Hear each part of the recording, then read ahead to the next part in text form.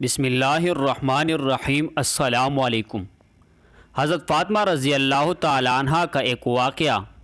نبی کریم صلی اللہ علیہ وسلم ایک دن مسجد میں تشریف فرماتے۔ آپس میں بات چیت کے دوران نبی کریم صلی اللہ علیہ وسلم نے پوچھا کہ بتاؤ عورتوں کے لیے کیا چیز بہتر ہے؟ تو جواباً مختلف باتیں ہوتی رہی کہ اچانک کسی کام سے حضرت علی رضی اللہ تعالیٰ عنہ کو گھر جانا پڑ گیا، تو انہوں نے حضرت فاطمہ رضی اللہ تعالیٰ عنہ سے پوچھ لیا کہ دربار نبوت میں یہ بات پوچھی جا رہی ہے کہ عورت کے لیے کیا بہتر ہے، اگر آپ کچھ بتا سکتی بتائے۔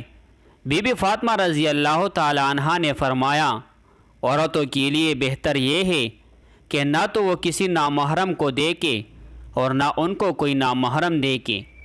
سیدنا علی رضی اللہ تعالیٰ عنہ نے یہ بات حضرت محمد صلی اللہ علیہ وسلم کی دربار میں پہنچا دی۔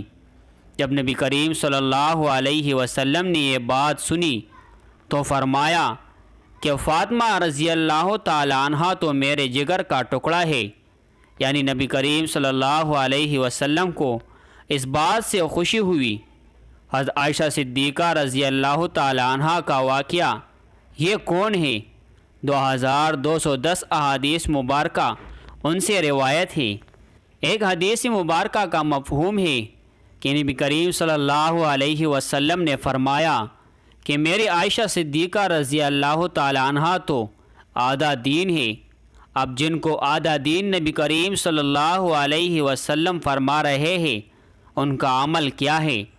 امام احمد رحمۃ اللہ علیہ نے روایت کی ہے ام عائشہ رضی اللہ تعالیٰ عنہ سے کہ وہ فرماتی ہے کہ نبی علیہ السلام کو اللہ رب العزت نے اپنے پاس بلا لیا تو میرے کمرے میں آپ کی قبر مبارک بنی۔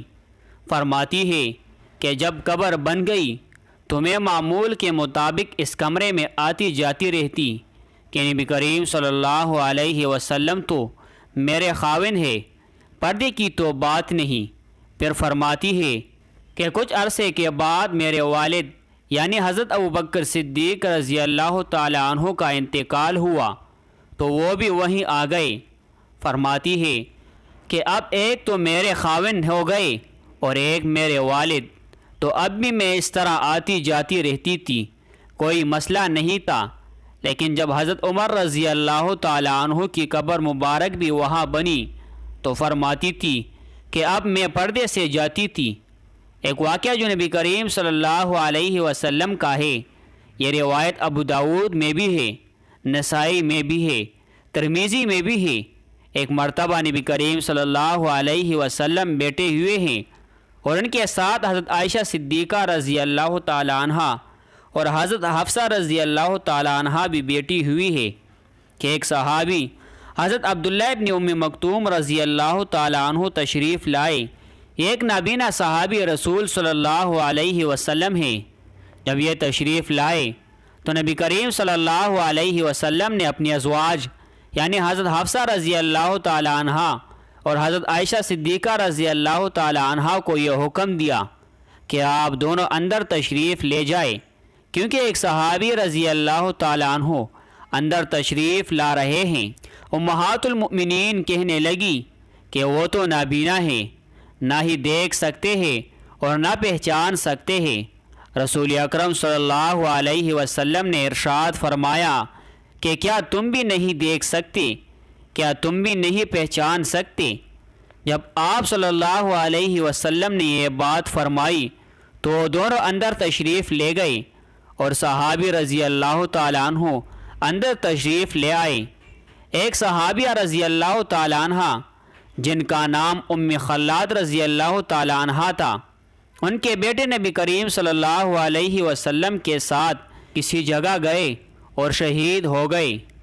اللہ رب العزت کی شان کہ یہ اپنے بیٹے کی معلومات کے لیے نبی کریم صلی اللہ علیہ وسلم کے پاس تشریف لائی۔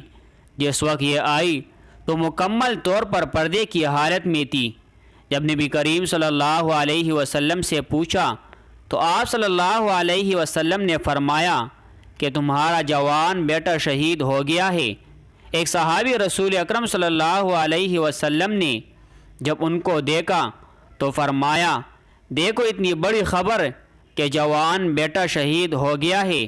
یہ خبر سن کر بھی یہ عورت اتنا کامل پردے کی حالت میں نکلی تو ام خلاد رضی اللہ تعالیٰ عنہ فرمانے لگی میرا بیٹا فوت ہوا ہے، حیا فوت نہیں ہوئی۔